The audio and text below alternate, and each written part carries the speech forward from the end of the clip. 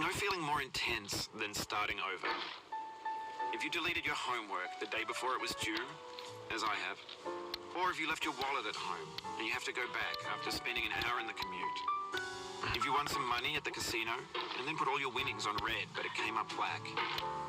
If you got your best shirt dry cleaned before a wedding and then immediately dropped food on it. If you won an argument with a friend and then later discovered that they just returned to their original view. Starting over is harder than starting up. If you're not ready for that, like if you've already had a bad day, then what you're about to go through might be too much. Feel free to go away and come back. I'll be here. Alright, thanks for coming with me on this trip. I'll understand if you have to take a break at any point. Just find a safe place to stop and quit the game. Don't worry, I'll save your progress, always. Even your mistakes. This game is a homage to a free game that came out in 2002, titled Sexy Hiking. The author of that game was Jazzuo, a mysterious Czech designer who was known at the time as the father of B games. And B games are rough assemblages of found objects. Designers slap them together very quickly and freely, and they're often too rough and unfriendly to gain much of a following. They're built more for the joy of building them than as polished products.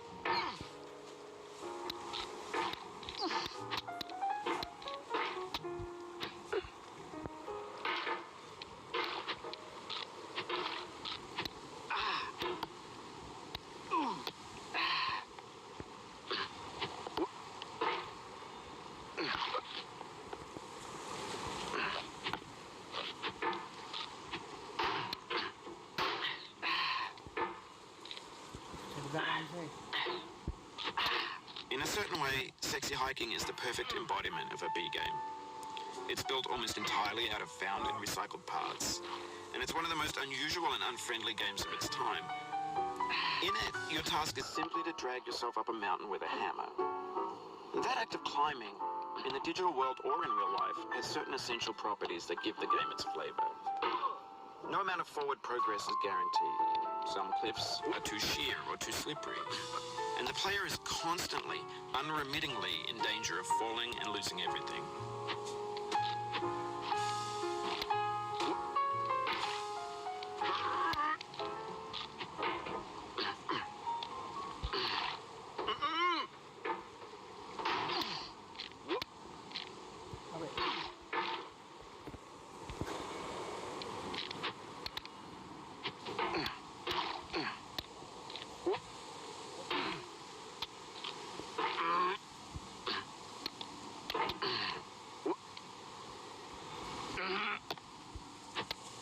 No.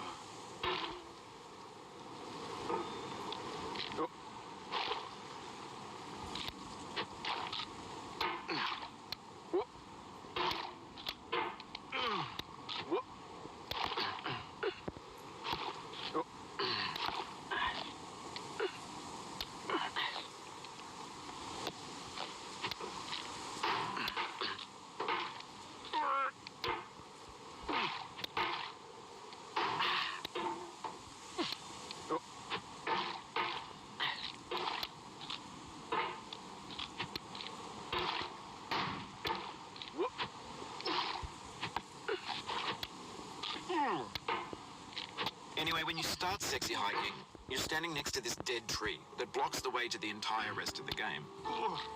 It might take you an hour to get over that tree, and a lot of people never got past it. You prod and you poke at it, exploring the limits of your reach and your strength, trying to find a way up and over. And there's a sense of truth in that lack of compromise. Most obstacles in video game worlds are fake.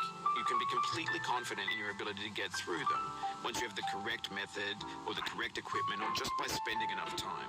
In that sense, every pixelated obstacle in Sexy Hiking is real.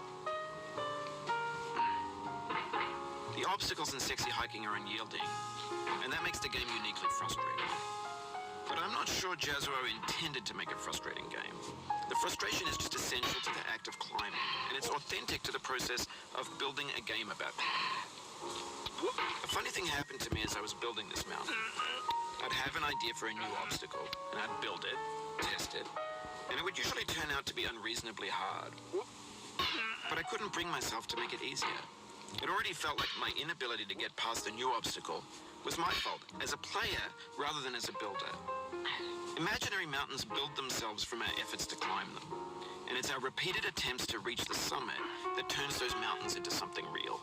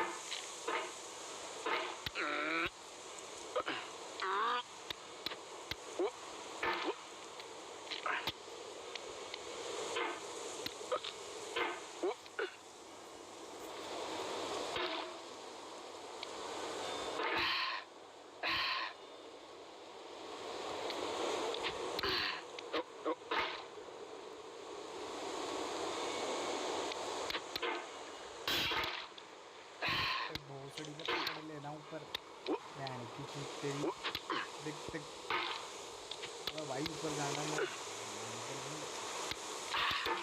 तेरी माँ की अरे भाई कल से इधर को आना यार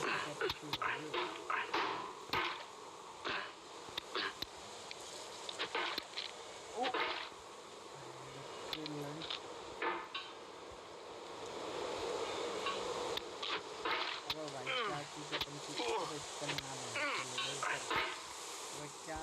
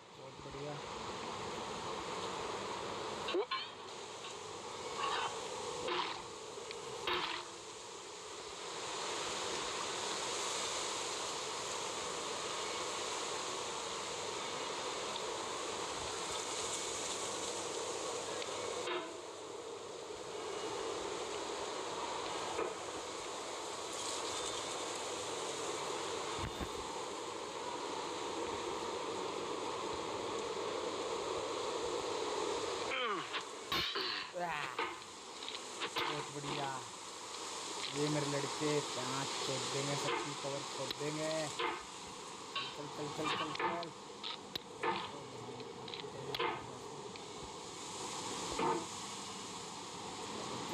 When you're building a video game world, you're building with ideas. And that can be like working with quickset cement. You mold your ideas into a certain shape that can be played with. And in the process of playing with them, they begin to harden and set until they're immutable, like rock. And at that point, you can't change the world. Not without breaking it into pieces and starting fresh with new ideas.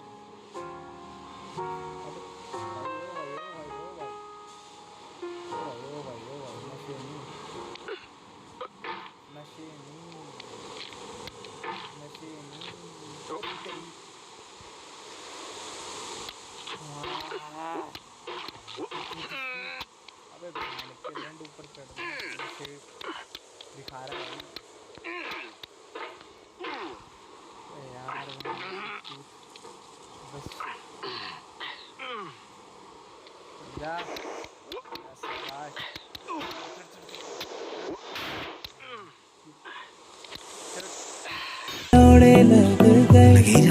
लौड़े लग गए